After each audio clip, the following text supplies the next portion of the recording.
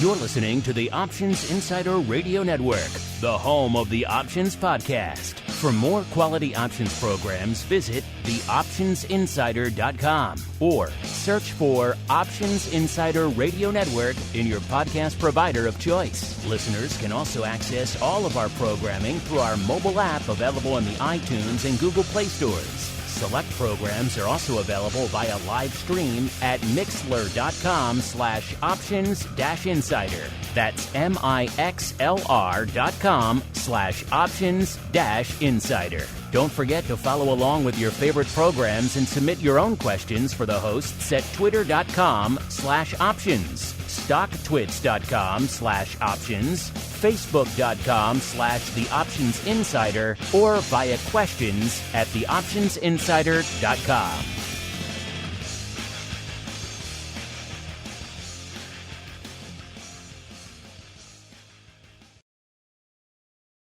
You wanted it, you got it. A radio program that helps teach you options trading inside and out, basic to complex. This is Options Bootcamp. Whether you want to learn how to protect your portfolio, generate income, or even become a master of volatility, the Options Bootcamp drill instructors will break it all down for you.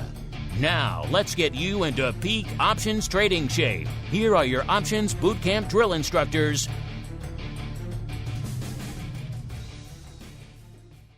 All right, everybody. Welcome back to this second episode of our Options Bootcamp Double Header, coming at you on a different day than our normal Education Wednesday. Let's just dub it Education Tuesday, because why not? My name is Mark Longo from theoptionsinsider.com, as well as, of course, from the ever-scintillating network upon which so many of you are binging these days. First off, if you're just listening to Bootcamp, make sure you upgrade to the full network. There's a whole bunch, to use a technical term, whole bunch of options content waiting for you out there, including Options Playbook Radio. You definitely should be listening to that if you're listening to this show. Want a little bit more education in your live option block, volatility views, you name it. It's all there. Crypto, if you like a little bit of crypto in your life, crypto rundown, and a whole bunch more. And of course, if you like what you hear, keep rating and reviewing, just like our reviewer did for this week. We've got, I like this handle, Niblets. Niblets says, we're in sell-off mode right now. Actually, no, I'm sorry. That's a question. I'm doing the wrong one. I got the wrong review here, Dan. There we go. This week's 5-star review comes from HHH. Could that be Triple H, the one and only Hunter Hearst Hemsley? Writing in to our show here. That'd be nice. Welcome, Triple H. He says, good pod. Both guys know their stuff. Sub, listen, and learn. Exclamation point. I like that. Sub, listen, and learn. I may have to borrow that, Triple H. Maybe I'll put that on a t-shirt. Sub, listen, and learn. Rinse and repeat. I like that. And also joining me to take on all comers in this Options Bootcamp mail call palooza, we've got none other than the black-hatted one himself, Mr. Dan Passarelli, the founder of Market Taker Mentoring, author of one or two or half a dozen options-oriented tomes. Mr. P, welcome back to the program. What do you think of that? Sub, listen, and learn. I like that as a subtitle for the show, sir. I know. I love that as well, man. That's really great. Yeah, we got to hire him to be our new marketing guy. Well, I hear Triple H not doing much in the wrestling anymore, so he might be available, Dan. Maybe we can get him. We'll see. We'll reach out to the folks at the old WWE and see what they say about lending us his services. So, yes, if you like what you hear, keep rating and reviewing. And, of course, if you want to go above and beyond, we had a great pro Q&A session just a little while ago with none other than Mr. Scott Nations. He actually loves answering all your people. He'd be in there every week, I think, if he could. So we had Tony Saliba last week. Where do you get access to all these great people and a whole bunch more? theoptionsinsider.com/pro or indeed /secret club. Don't tell anybody about that last one, though. It's just for the cool kids. As we keep on rolling, it is time to take on all comers. It is time for a mail call palooza. Mail call. Time to look at questions submitted by our listeners.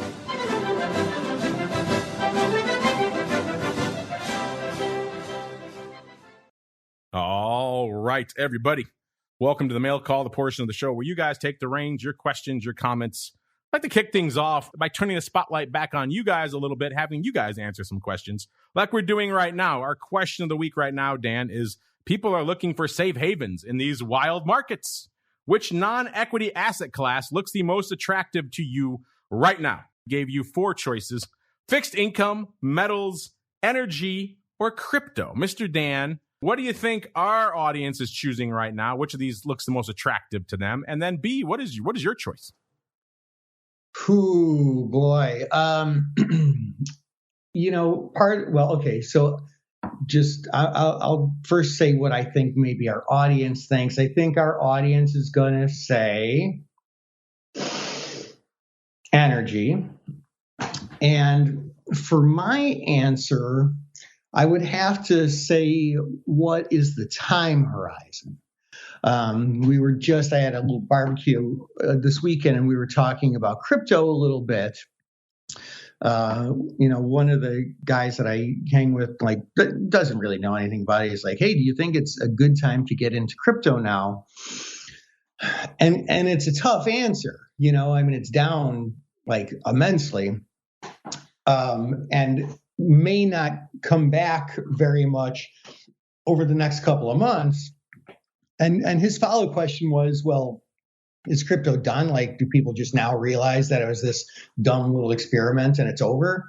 And that answer for sure is no, because crypto is, the way I think about it is it's less of a currency than, as far as the future of it goes, the future of it is less being a currency and more being a true veritable asset that produces something, like a tool that you would buy and maybe invest in shares of the stock. What I mean by that is there are a whole bunch of smart contracts already built on the Ethereum blockchain and, the Solana blockchain, and a couple of others. And they actually solve real world problems. And as we move more towards Web3, we're just going to see more and more and more of that. In fact, Web3 only becomes possible with blockchain technology. So in the long term, crypto's, I would say, clearly by far the best investment of all of these. But your money might just sit there, and you might even lose money over the next 3 years. But 10 years from now, I'd short the rest of those and buy crypto if that's my time horizon. Interesting, Mr. Dan coming in on the crypto train. Let's see where our listeners are right now. By the way, listeners, if you're listening to this on demand, you have missed the poll because it will have expired. This is coming out next week for all you on-demand listeners. If you're listening live, you can go vote right now. Ad Options is the place to go. And Dan, energy is running away with it, 47.8%, followed by a tie for second place, 19.6% each for fixed income and metals. Crypto at only 13%. So no love for crypto, Mr. Dan. No love for crypto. And you know what? That makes sense. I think the context of a question like this kind of probably implies within the next year or something like that. So, I wouldn't be dumping all my money in crypto if I had a 1-year time horizon either, but just for the long run, I love it. Now, speaking of crypto, since you're all in on crypto, our live chat, Nichols wants to know, is Dan long any crypto here, Dan? Yeah, I am. But are you long Bitcoin from 60K? You can tell us. No, I don't think I own any Bitcoin, but all the crypto I own, I'm down on. So you might consider, So I do own some. I didn't dump it at the perfect time or anything. I'm just willing to sit and buy and hold it. Dan, you heard it here first. Hodler extraordinaire. Let's go out now. This is the one from Niblitz that I saw. I just like this handle. I was immediately drawn to this handle. Niblitz wants to know, we're in sell-off mode in SPY right now. Well, not today, as we're recording this, listeners. We are in a bit of a rally. But yes, overall, for most of this year, Niblitz, you are correct. We have been in sell-off mode in SPY. He wants to know, at what level would Dan consider getting out and going to cash? Mr. Dan, so what's your take your ball and go home moment in SPY? Niblitz wants to know. Well, at this point, there's not. I think if you haven't done that by now, I mean, we're down just shy of 20%. I mean, at this point, even if it goes down another 10%, I mean, I feel like it's a little bit foolish to sell at this point, because if I'm holding long shares of SPY, it's only in my IRA. Like, that's not, to me, that's not a trade. That's only a very long-term investment. So I think it's my opinion, and look, this is total opinion. I'm not telling anybody what to do. And as far as long-term value investing, there's bigger experts than me out there for sure. But I mean, it's my opinion that if you didn't get into cash now, you might as well ride out the storm. And that is what I'm doing, because I'm not in cash now. Some of you, actually, a lot of you are in cash right now and have been for a little bit. Let's just pay off this question. We mentioned it on our show recently. This was our question of the week from last week, suggested by our buddy out there, Mr. Russell Rhodes. We said, many of you are in cash looking to BTFD. That was a result of our poll from a couple of weeks ago, where nearly 40% of you said you were in cash at that moment. How low do we have to go before you pull the trigger? Quite simply, where do you plan to start buying again in the S&P 500? When we posted this a week ago, we were right around 4,000, which is pretty close to where we are right now. I'll give you the four choices first. Around here, 4,000 in the S. The next support, which is somewhere around 3,700. The pre-pandemic level, which is 3,375. Or you're in lookout below 3,000. And the results came in with 36.8% of you choosing the next support level of 3,700 is where you're going to start maybe nibbling away at the S&P again. 29.1% of you said the pre-pandemic level, 3,375. So you're in for a lot lower level. 22.2% say you're going to be around here, the 4,000 level. And 12% saying look out below 3,000. If that sounds crazy to you, remember, we just retweeted that poll we did from a couple of years ago, March 24th of 2020, where we were talking about the 2,400 level, and 73% of you were fading getting back to that level anytime soon. So just bear that in mind. We have been below that level. But Dan, what are your thoughts here? Almost 37% of our audience, coincidentally enough, choosing to start buying in on the 3,700 strike, sir. Yeah, I mean, to me, with implied volatility where it is right now as well, if you had the foresight, intelligence, or luck, whatever it is, to right now be all or mostly in cash, I feel like you'd be crazy not to start selling some puts here. I mean, not do cash secured puts with all the cash you got and scale everything in right here. But if you're not starting here, you got a chance of missing a dip and having to sell a higher strike at a lower volatility level. I don't know. To me, I mean, yeah, I would be probably putting 25% of my available cash into cash secured puts right here at this level. I mean, you're at almost a 20%. I mean, when you take into account the premium you're getting on the cash secured puts, whatever it is, just talking in general terms, you're scaling in at more than a 20% discount from the high. And granted, the high might have been too high, but this might be too low. In fact, if I'm not mistaken, an analyst from JP Morgan just said that. I believe I read that in the news today, that relative to other assets, the recession's overpriced in equities. I might be wrong on that. Don't quote me, but check it out if you're listening to. Well, I guess this is going to come out next week, right? So go back to Tuesday, May 17th morning news and verify that for yourself. There we go. We got one more question, actually. We were hitting up the questions this week. We had a flash poll during our crypto show yesterday. It was inspired, actually, by one of our live listeners there. We put out a flash poll, and you were just talking about crypto, Dan. Which level will Bitcoin hit first, 10,000, or they suggested 100,000. We dialed it back to 60,000. And I gave you three choices, 10K, 60K, or you don't care, you're just not in crypto.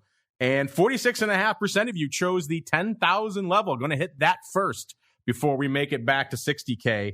30.2% of you saying 60K, and about 23% of you saying you're out of crypto or you're just not in at the moment. Mr. Dan, as the crypto bull, what are your thoughts on Bitcoin, I should say, back to 10K?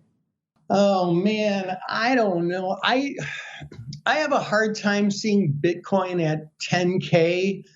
I'm a ton less bullish on Bitcoin than I am Ethereum or Solana or whatever. Like, there's definitely likely to be. This might hasten up the flippening, going from Bitcoin to Ethereum being the king of the hill.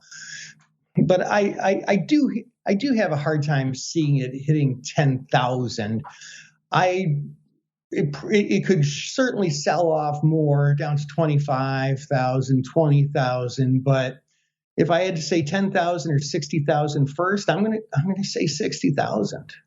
Dan's back on the bull train. He's spitting in your face, all of you, the 46.5% of you who chose 10K. All right, let's keep on rolling. I like this handle as well. Loquancious says, why do you guys call options trades paper? That's a good question. We throw these terms around all the time, and they're just second nature to us. But yeah, for a lot of you who are newer to options, newer to the show, they may be a bit confusing. Yes, paper is what we typically refer to as the large customer trades. If you're listening to us, not as much on this show. A lot of times we will do it, though, on like the option block where we're talking about unusual activity. Paper comes in and sells 10,000 of these or whatever the case may be. That goes back to the trading pits there, Loquancious. When the trades used to come in, they were written on paper trading cards. And when we used to put our trades up, or whatever, I sold 100, Intel out of the money calls or SPX, whatever the case may be, we used to have a stack of trading cards in our pockets. One for calls, one for puts, and yeah, buying and selling. It was all sorts of fun. And you'd write up your trades on that. Hopefully you wrote them up correctly, and then you'd hand them off to your clerk who would go process them. And then on the weekend, someone would come in, and it'd be your clerk. When I was clerking, I'd have to go do that like 6 a.m. You go in on a Saturday. It was fun.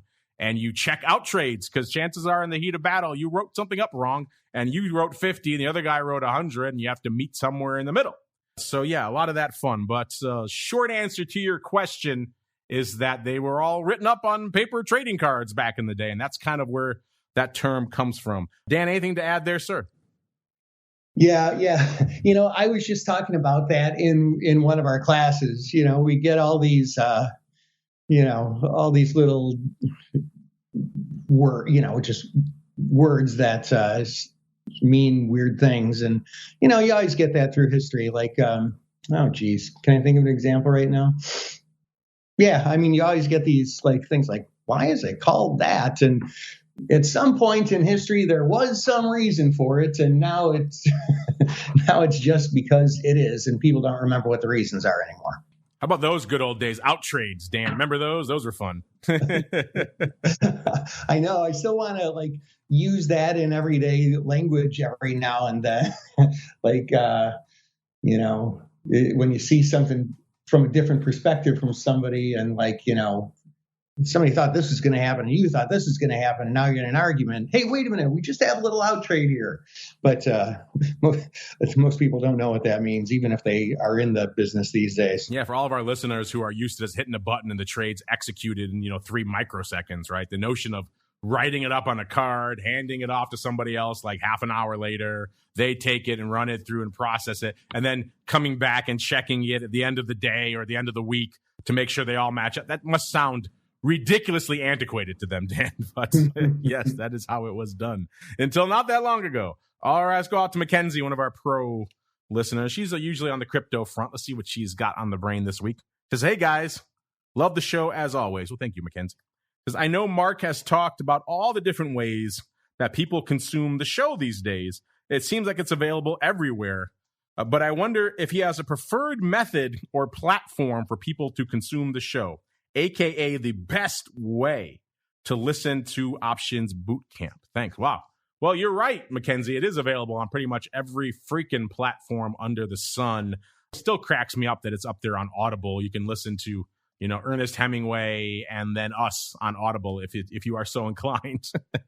So that's a weird one for me. I haven't really processed that. Newer people are liking YouTube. I don't typically recommend it because it's not a visual show, but most people listen to YouTube really anyway, hence the rise of YouTube music. So if you want to listen to the show on YouTube, it is available there. There should be playlists for you there and everything. For me, especially for this show, because so many people are coming in who are fresh and straight up new and they want to start at the beginning.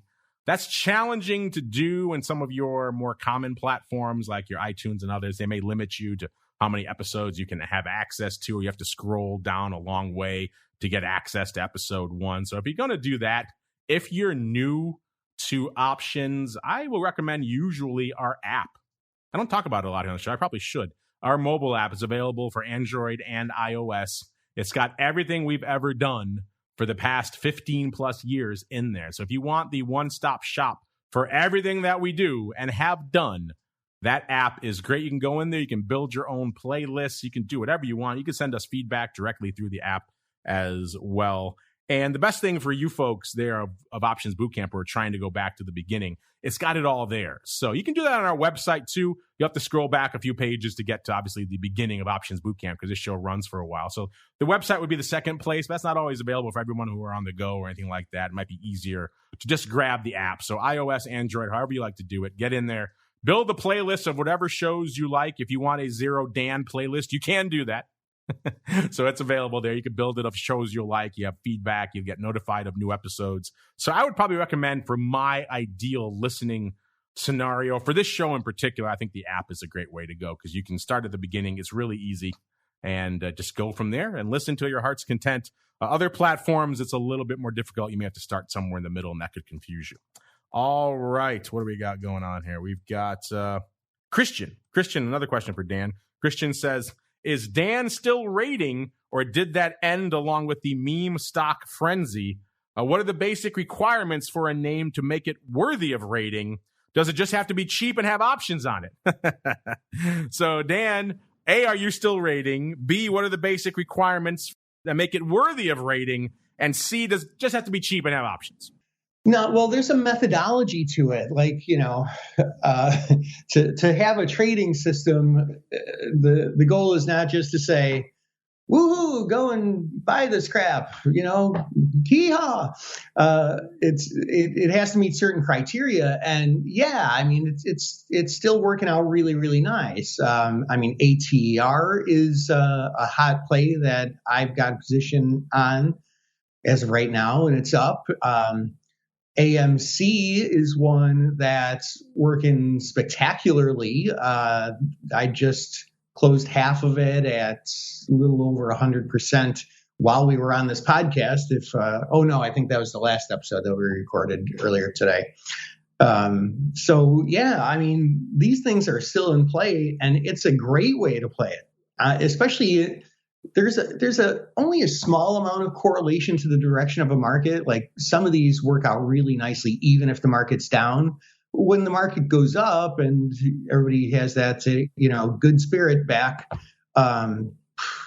these can be really great plays.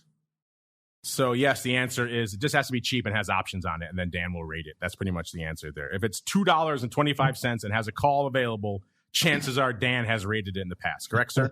That's it. Exactly. Yeah, you got to figure it out. If you want to know more, of course, hit him up over there in the land of MTM. This is an interesting one. This actually came in, I believe, last week during our pro Q&A with Tony Saliba. So he wasn't a pro member, but this was so right up as Tony's alley. I actually gave Tony a chance to answer this because he is kind of the king of butterflies. So if you want to hear his answer, Aaron, check out the pro over there, theoptionsider.com/pro, because Tony has traded butterflies for decades. He's kind of like Mr. Butterfly. So I wanted to give him a crack at this because I knew he would love it. But you wrote it into this show. He says, this is from Aaron Robb, by the way. He says, hello, I love your shows. He says, Options Bootcamp and Twifo are my favorite. Got to get some love for Twifo. This Week in Futures Options. If you're not checking that one out, listeners, and you're intrigued by, I don't know, nat gas, crude oil, equities are in there as well, ags, metals, rates, whatever floats your boat. This Week in Futures Options is kind of the only game in town in terms of shows that are talking about futures options. For some reason, it is not a very much discussed aspect or element of the marketplace out there. So check it out if you are intrigued. You can join Aaron listening to Twifo. He says, I've learned so much from you guys over the years. Can you explain how to use butterflies appropriately? Should I be waiting until it comes right down to expiration or closing out earlier? And what kind of profit target do you see professional traders using? Finally, I fear I'm setting my wings too shallow. Is there any rule of thumb around how wide to set the width of the butterfly's wings? take SPY, for example. Is $5 wide on either side too slim? Thank you very much. I think you probably can both agree, Dan, that $5 in SPY is probably not enough room to let your butterfly soar, to beat up the metaphor there. But Dan, what do you have to say for Aaron? I know you like yourself a good time spread, but you like a bit of a butterfly as well. He wants to know, how should he use butterflies appropriately? When should he close them out? And is he setting them too shallow, in particular $5 wide on SPY? Well, yeah, I mean, there's a couple of things here. First of all, $5 on SPY is like 1.25%. Not a very big range. But, you know, the time horizon has a lot to do with that, too. If it's a one-day butterfly, I mean, still that's pretty tight range, but you can take your chances with it. I mean, if it's like a 2-week butterfly, like that's a terrible trade. One thing, so yeah, you'd want to have your break-even set. I mean, look, a really easy way to think about this is look at the time horizon you're considering and look at, like, just look to the left at the chart. How much does it typically move in that time period, and set your break-evens accordingly. Now, that said, butterflies do tend to work best with less than 2 weeks until expiration, probably less than 1 week, probably about 1 week until expiration. Because if you go out farther than 2 weeks, your theta is like nothing. And that's what you're trying to make money on. And so basically, like, you don't make almost any money every day, but you still own the risk of movement, you know, and if it moves too much, then you're screwed. So it's like all risk and no reward until you get down under about 2 weeks. Then the theta is a lot higher. And so then you're being compensated for your risk. So there's a lot to unpack there, but. Yes. That's it's so attractive for people. They look at butterflies and they start going out a month or two like, oh, these are so much cheaper. Well, there's a reason. They're not going to do anything for quite some time. So Dan is correct. Definitely a couple of weeks inside a month is usually the sweet spot for a lot of options, or I should say butterflies. You go much farther than that, you're going to be waiting. I mean, you can get the move you want and you're still going to be sitting there twiddling your thumbs because you need that decay to come out of that butterfly for it to widen out to get your max profit. And so if you have a 2-month butterfly and the move happens tomorrow, you got to sit there. Nothing you can really do until that decay comes out of it and that spread widens out. And that can be very frustrating for a lot of people. They were right, just wrong on the time frame. So definitely keep your butterflies near term. In terms of the width, yeah, $5 is not wide enough. You want a rule of thumb, a great rule of thumb, one we talked about here, one I know Brian talks about all the time on OPR as well. If you're looking how wide to set the wings of your butterfly, look at the straddle. Go out to however long you're looking. If you're looking at 2 weeks out, look at the 2-week straddle, whatever the case may be. And that'll give you a good rule of thumb for how wide to set your wings, because that's what the market is expecting in terms of movement. So in that case, however far you're looking out in SPY, look at the straddle there. And that's a good starting point for how wide you should be setting your wings. So hope that helps you out a little bit there, Aaron. Butterflies can be tricky. They have a lot of moving parts. Taking them off, you mentioned that is a whole course in and of itself, taking off your butterflies. You could leg into many other things from the butterfly tournament to verticals or whatever the case may be. So there's a lot of different ways to take butterflies off as well. It isn't always just put them on as a unit, take them off as a unit. We have touched on that in the archives in the past as well. So I encourage you to go check those out. Use the aforementioned app to check those out. That is a great way to do it. If you want to hear Tony Saliba's answer to this question, which was pretty lengthy and involved, check out theoptionsinsider.com/pro. Get access to that pro Q&A, options oddities, everything else we're doing over there. Yeah, he loved this question, so I cheated and let you have a question on the pro there, Aaron. Hopefully you enjoy it. All right, Mr. Dan, another week, another options boot camp in the books. But before we go, Mr. Dan, if folks have questions on any of this stuff, going into cash in the indexes, trading flies, from before last week's, in quotes, episode that we just did half an hour ago about time spreads, if they have a question about that, maybe about crypto, where should they go? What should they do? Yeah, make your way on over to markettaker.com. Market is in stock market. Taker is in take what's rightfully yours, 2 T's in a row. And your best bet really is to join our mailing list, because I send out a complimentary video every single day to the folks on our email list And it's either, thoughts about the market or, like what's trading or some trade ideas or just some like really solid education. And it's just I do it because I want to help our flock. And I think it's a great way for anyone to really ramp up their options knowledge really fast. Our flock, I like it. So you consider yourself a priest then, do you? Yeah, or a bird. Or a shepherd, yes. Many ways that metaphor works. But there you go. Become part of Dan's flock. Check him out over there at Market Taker, 2 T's in a row.com is the place to go. We got to get on out of here. Hopefully all you pro folks enjoyed your triple header today. You had a great pro Q&A with Scott Nations, followed back-to-back by Dan and myself, putting up 2 great episodes of Options Bootcamp. Everybody on the on-demand, you have to wait an extra week to get this second episode in your ear holes. Remember, if you just listen to the boot camp, you're missing out, so make sure you get the full network. And then we'll see you back here next week, another episode of Options Boot Camp. Stay safe out there, everybody. You're listening to the Options Insider Radio Network, the home of the Options Podcast. For more quality options programs, visit theoptionsinsider.com or search for Options Insider Radio Network in your podcast provider of choice. Listeners can also access all of our programming through our mobile app available in the iTunes and Google Play stores. Select programs are also available via live stream at mixlr.com/options-insider. That's mixlr.com/options-insider. Don't forget to follow along with your favorite programs and submit your own questions for the hosts at twitter.com/options, stocktwits.com/options, facebook.com/theoptionsinsider, or via questions at theoptionsinsider.com.